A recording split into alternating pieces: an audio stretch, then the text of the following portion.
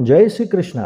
आज मैं पुनः आपके समक्ष हमारे दो महान ग्रंथ रामचरितमानस और श्रीमद् भगवद गीता के अमूल्य ज्ञान को सरल और सहज भाषा में प्रस्तुत करने आया हूँ। पिछले वीडियो में हमने समझा कि अर्जुन का विषाद केवल उसकी दुर्बलता नहीं थी, बल्कि वह एक ऐसा मोह था जिसे सही ज्ञान और सत्संग से दूर किया जा सकता था। गोस्वामी तुलसीदास जी ने सत्संग की महिमा बताकर यह स्पष्ट किया कि सही मार्गदर्शन से मनुष्य अपने भ्रम से बाहर आ सकता है। यही कारण है कि अर्जुन ने अंततः स्मृति प्राप्त की और धर्म के मार्ग पर अग्रसर हुआ। आज हम विषाद के दूसरे पक्ष पर विचार करेंगे। जी हाँ, वो है द्वेष।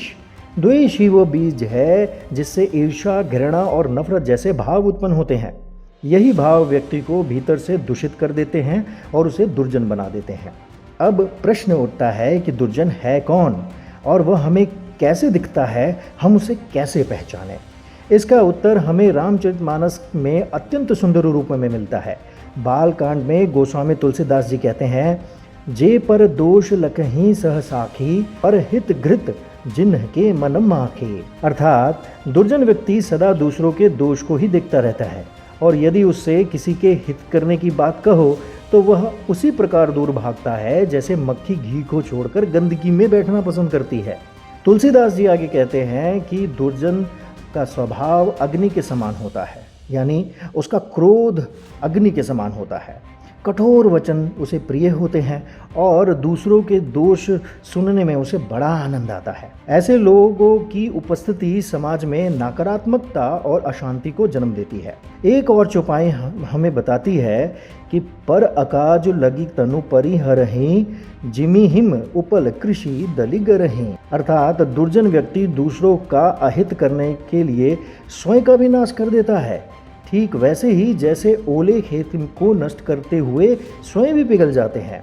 ये तो था गोस्वामी तुलसीदास द्वारा रचित रामचरितमानस का सैद्धांतिक पक्ष। अब यदि हम इसे उदाहरण के तौर पर देखें तो हमें दुर्योधन के रूप में महाभारत में यह दिखाई देता है। महाभारत के युद्ध क्षेत्र में खड़ा दुर्योधन मैदान में पांडवों की सेना को देखता है तो वह उनके गुणों की प्रशंसा नहीं करता, बल्कि उनके प्रति अपने भय और ईर्ष्या को प्रकट करता है। वह एक एक योद्धा का नाम लेकर मानो अपने भीतर के भय की सूची बना रहा हो, ऐसी बात कर रहा है। यही दुर्जनता के लक्षण है। दूसरों की अच्छाई भी दुर्जनों को खतरे के रूप में दिखाई देने लगती है। इतिहास में ऐसे अनेक उदाहरण मिलते हैं, जैसे हिरण्यकश्यप, रावण, कंस, दुर्योधन। ये सभी दुर्जनता के प्रतीक हैं।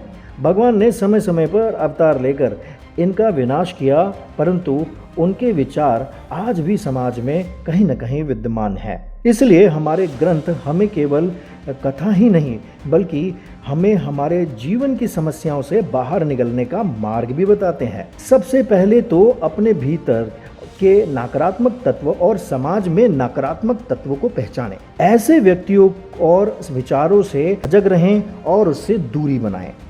फिर सत्य, धर्म और मानवता के मार्ग पर दृढ़ रहकर अग्रसर आगे चलते रहें।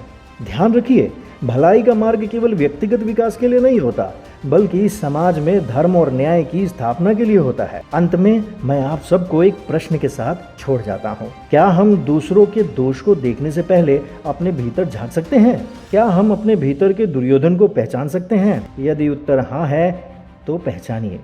यही आपके आत्मविकास की पहली किरण है। आज के लिए इतना ही। हम फिर मिलेंगे गीता और रामायण के एक नए ज्ञान के साथ। जय श्री कृष्ण, जय श्री राम, राधे राधे।